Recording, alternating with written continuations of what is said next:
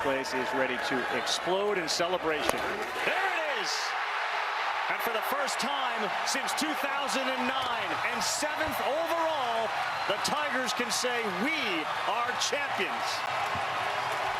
Jay Johnson's second year coaching at LSU, and it yielded a College World Series championship. Program is really well decorated. They've put so many stars into Major League Baseball, and Jay's been running the program for the past 3 seasons, ready to embark on season number 4, less than a month away from opening day, and kind enough to take some time with us on Hot Stove. Jay, good morning. Good to see you.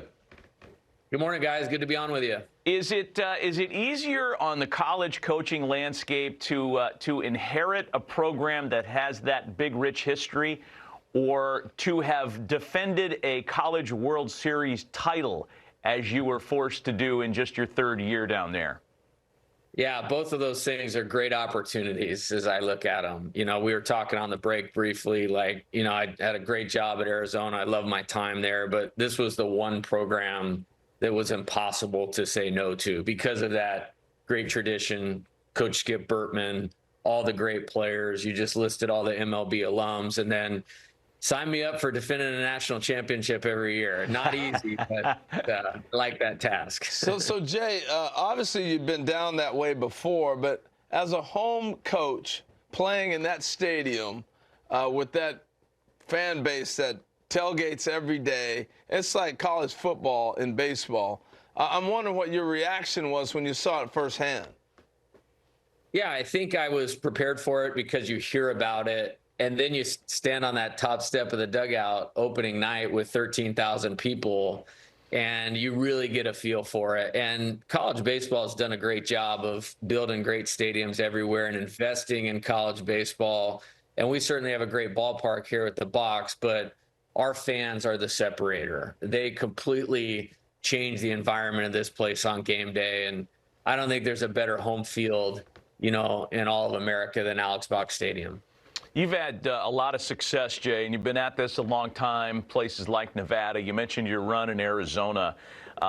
You occupy a really unique place that I think other coaches would be curious to hear your perspective, too, because you've had some generationally good talent along the way as well. You had Chris Bryant at USD, if I'm not mistaken. You had Paul Skeens and Dylan Cruz at LSU.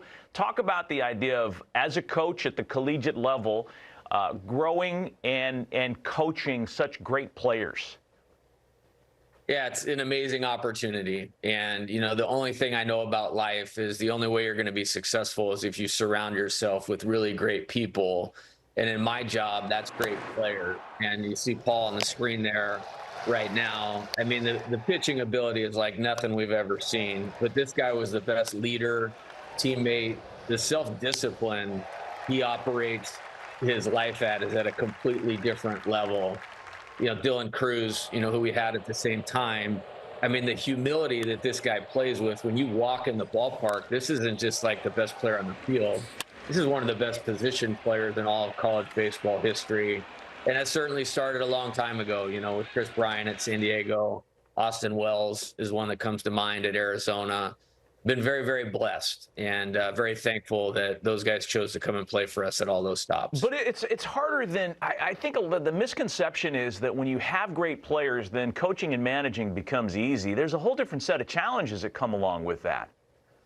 Yeah, no doubt about it. I think what's great about, and Dylan and Paul were the classic example of this. Obviously, these guys had the whole world in front of them. You know, 1 and 2 pick in the draft, fast track to the major leagues. And maybe the challenge sometimes is get them to focus on what's in front of them right now, focus on the team, the task at hand. And those guys did that better than anybody ever could do that. And it's a great example, you know, for the players we have now, because we have some really good ones on our team that will be facing, you know, similar kinds of things as they're moving forward in their career. You know, Paul Skeens, the interesting story is when you got him, he was a really good hitter. And so I want to know, how were you able to talk him out of hitting and pitching? Because he had, 25 home runs as he was heading in there from Air Force? Am I correct about that? Yeah, that was a tough decision. Matter of fact, the first recruiting pitch, I actually flew out to Colorado Springs, was developing him as a hitter, as an offensive player. And then we brought him in the fall, and he hit like 9 home runs and only like 50 at bats. But we were kind of peeling back the volume of what he was doing on that side of things.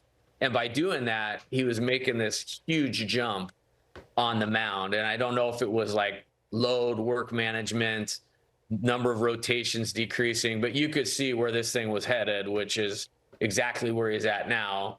#1 pick in the draft, best pitcher on the planet, by decreasing the hitting. And I'll be honest with you, every time he went up there, like I had this pit in my stomach.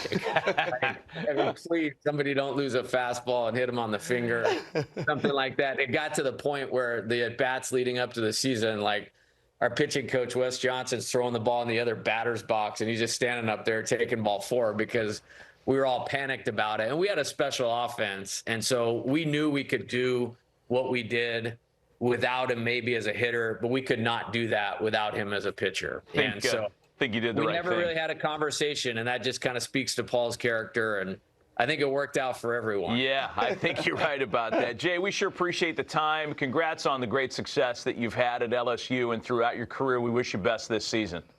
All right, guys. Good to be on with you. Talk to you Jay soon. Johnson joining us from Baton Rouge, getting ready to embark on year 4 down there at LSU. Time flies, man.